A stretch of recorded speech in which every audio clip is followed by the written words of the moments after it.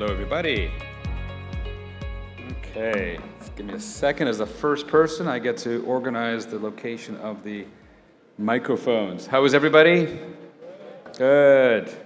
Okay, so let me quickly introduce myself. My name is Gilad Rosenzweig, and I run an accelerator program at MIT that we work with mostly with students, but also with innovators around the world, taking ideas and turning them into actual ventures or solutions. And it's important how we do that. The first thing we do with anybody who's trying to come up with a solution, trying to develop an idea, is we make them do a lot of research, and we make them look at history, at precedents, and we make them look inwards into themselves and have a better understanding of what they're doing and why they're doing it. And I say that as an introduction before my speech I'm about to give, because I'm kind of going to take a very different take on smart cities. Right? I'm not in the business of technology of smart cities. You're going to hear some wonderful speakers today giving some great examples about that technology or about creating big, bold, new ideas. I'm going to take us back a little bit. And I'm going to take the liberty of taking this different perspective on what it means to have a smart city. So I feel we need to have a little deeper view into the history of the city and into the role that we play as humans in inhabiting our cities and our role as the custodians or as the designers and shapers of cities. And we also need to, sorry, I just got to get used to the computer here. There we go. We also need to examine the fact that for the most part today, and actually throughout the ages, we rebuild cities, not necessarily make new cities. So cities, or really their inhabitants, because a city is only what it is because of people, are resilient. But the question is, are they smart? And we're going to talk about this question over the next 15 minutes. For over 9,000 years, we have been building cities. And for over 9,000 years, we have been rebuilding cities. So maybe not this particular one. Katahuyuk is in Turkey. It's widely believed to be the oldest city in the world. But if we think also of places like Jericho and Jerusalem or Rome, places that were sacked and pillaged, often multiple times, and then constantly rebuilt and constantly inhabited, actually, for thousands of years. We have been rebuilding after destruction. And we've also been rebuilding just as part of a normal life cycle of a city. In the United States, there's a report out that every year, between 1% and 2% of cities are rebuilt, right? Not the whole city, but like pieces of cities are rebuilt constantly. We're always, tearing down buildings, building new ones, taking down roads, putting up new ones, or hopefully replacing them with transit. In Japan, homes are generally built to last for 30 years. That is the normal lifetime of a house. In China right now, very little is actually older than 30 years, maybe even less. But when we rebuild cities, do we make them better? Should we even be rebuilding cities? And what meaning do we add or take away from cities as we rebuild them? So this raises a few questions. Is better smarter? Is it smart to even rebuild? And is smart the only way that we can take measure of a city? So I have a few answers to this, but I think everybody else can determine their own. So let's talk first about the destruction, about natural destruction. So this is in Chicago in 1871. Chicago suffered a major fire. About 17,000 buildings, 100,000 people, about a third of the population became homeless overnight. And then the next day, this is the amazing part, the next day they started rebuilding.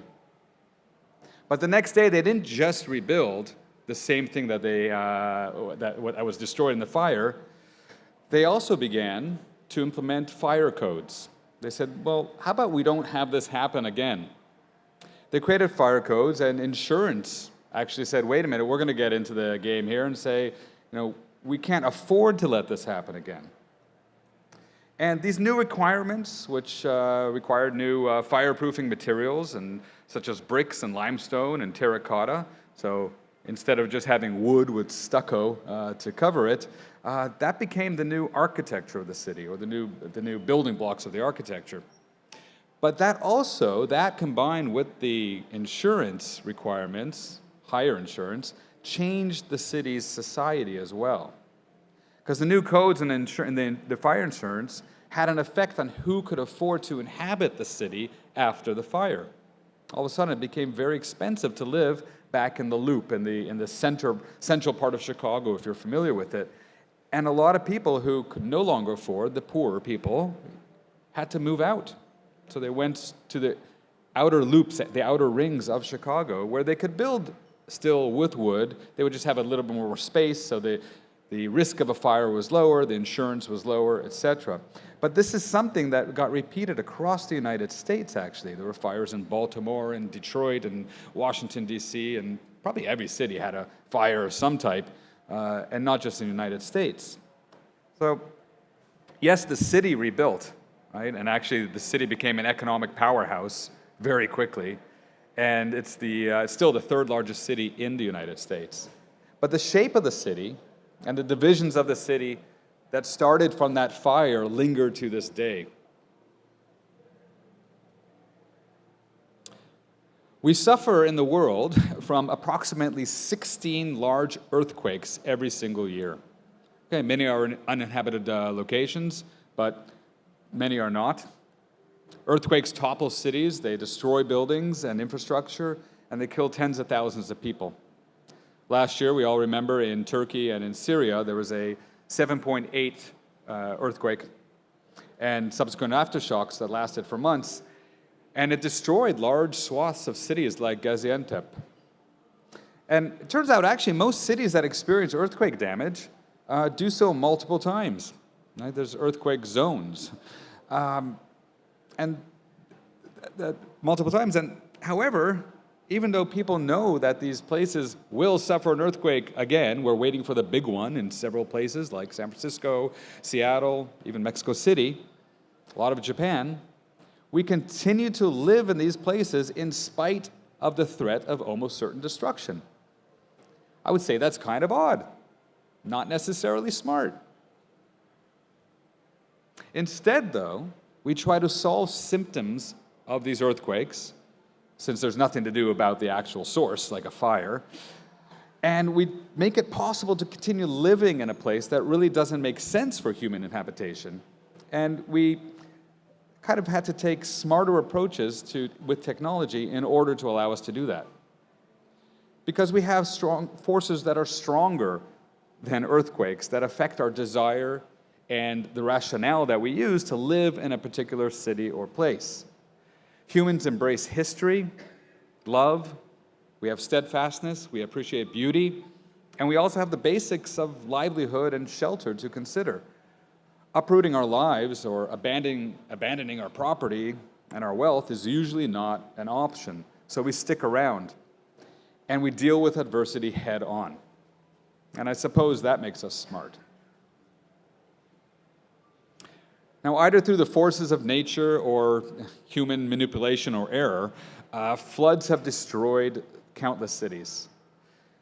Some remain quite seared in our minds, recent ones like in New Orleans. In America, there's a famous flood from Johnstown that was created from a reservoir, actually, a dam that burst.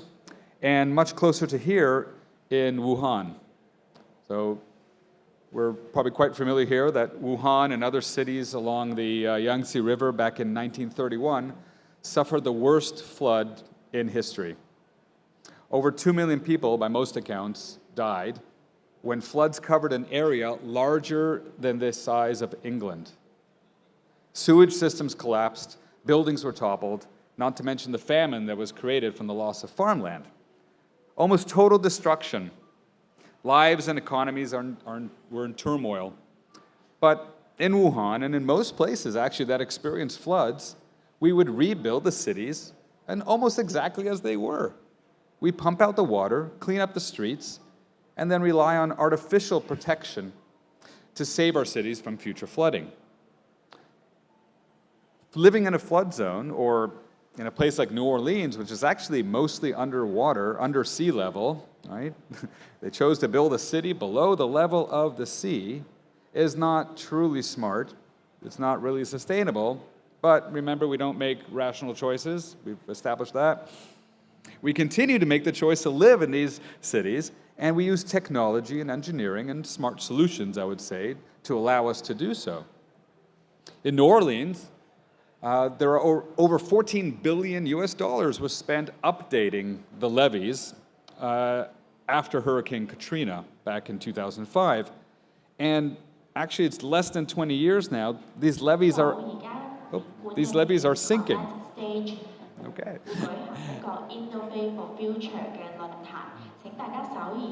1 second. Great. Less than 20 years later, these levees are actually sinking, and we're going to have to rebuild them or reinforce them. All right, so smart, not smart. In Venice, over $6 billion went into the construction, the design and the construction of the Moses Barrier. So 3 inflatable steel dams, it's pretty amazing, I saw this a few months ago, were built to keep the flooding waters of the Adriatic Sea, the tides, from inundating the Venice lagoon and flooding the city. So to protect a 1,500-year-old city, a magical city really, built on water, a dam needs to be raised now many times a year. Otherwise, this city will simply be underwater and slowly destroyed. But we can't lose Venice. It means too much to its inhabitants. It really means too much to the world. Same as Wuhan, same as New Orleans, same as any city that is yours. So emotion and belonging and history are really stronger than logic. Now, of course, not all destruction is natural. In fact, most cities are destroyed not by fire, water, or shifting ground, but actually by war. Originally, cities fought cities, and then nations fought nations, but the result is the same. Parks and homes and schools and public works are targeted and destroyed by bombs and artillery. Armies, though, are not attacking the concrete. They're not attacking the stones. They're actually attacking the will and the resolve of people, breaking them down as people through the destruction of cities. And then once the war is over, we get to the task of rebuilding. This is Mariupol. This is as recent as it can be. But they have a chance to do things differently when we rebuild. Like fires and floods, the destruction allows us to rebuild better, to rebuild smarter. Some rebuild as if they were returning to exactly the same thing, because we have such a connection to identity and history. So cities like Dresden, they basically rebuilt and replicated exactly what existed just a few years before the destruction in World War II. While others, like Hiroshima, took the resolve to reshape their future. So like Chicago after the fire, it's pretty amazing. In Hiroshima, right after a nuclear holocaust, basically, they started rebuilding almost the next day. Trams were running on the streets the next day. And this from near total annihilation. Those who survived returned to the same outline of streets and started building their shacks for stores and businesses, but eventually a new modern manifestation of the city emerged, and usually right on top of the shadow of what once existed. This is Honduras Street. It's exactly the same location. But post-war is not only a time for architectural renewal, it's also a time for adding some more meaning. And in Hiroshima, it was about remembrance and making sure that understanding the past and holding on to what the history of the past is just as important. And they're making a case for a future of peace. Now, we don't just need wars to wantonly destroy our cities. We can also do this in peaceful times under the guise of renewal, urban renewal. We want to build better, to build taller, to incorporate new technologies or protections, or maybe just to simply modernize our cities. New things like running water, right? Take it for granted today, it wasn't always. Okay, let's get that into our cities, into our buildings. All of a sudden we can build taller. Maybe we can do that, increase our density. I'm not going to talk about Hong Kong, as I'm not an expert and I don't want to do that here, but obviously this city was rebuilt several times, not because of war, or also because. So this is not a phenomenon, a new phenomenon. Back in the mid-19th century, Haussmann was invited or appointed to plan a renewal of the city of Paris to improve sanitation and also to fix what were claimed to be slums, some might have been, and also to improve sewage. And also to make it easier for the ruling powers to maintain public order. And so his plan cut, if you know Paris, wide swaths through the city, avenues that would go through the labyrinth of the post-medieval city, and over 12,000 buildings were destroyed to make new room for the new. So the jury is still out on whether or not this renewal effort, and thousands like this that continue to this day, were good. Many argue that his clearance of old neighborhoods might have destroyed some of the soul of the city, that it accelerated social divisions, and also that it was extremely disruptive. Turns out Paris was under construction for 17 years for the Haussmann renewal. And that actually, I'm going to bring it to the last point here, which is where I live. This is how I got all this started, in Tel Aviv. That right now in Tel Aviv, we are actually going through a reconstruction of Haussmannian proportions. Not necessarily a publicly led renewal, although we do have streets being ripped up for subways everywhere. But right now in Tel Aviv, we are tearing down all of our old 1940s and 50s housing and replacing them with taller, modern, sleeker, and more expensive buildings. And I would say, though, that living through this right now, that the character, the scale, and the affordability of the city is changing under our feet. Neighbors are being displaced, trees are being lost and replanted for our grandchildren. Our streets are full of construction vehicles, dust and noise all day long, and it's creating a danger for my child to walk to school. So yes, it will look beautiful one day for those who can afford it. But my reality, and those of millions of people around the world in neighborhoods like this, is that we have to live through the rebuilding of cities. And my prompt to you is, how can we do this smarter? How do we maintain some of the past and make sure our cities are not erased, even if it might seem like not the smartest thing to do to hold on to them? So my final question is, are cities smart? I would say cities are a reflection of the people who live in them, who build them and rebuild them.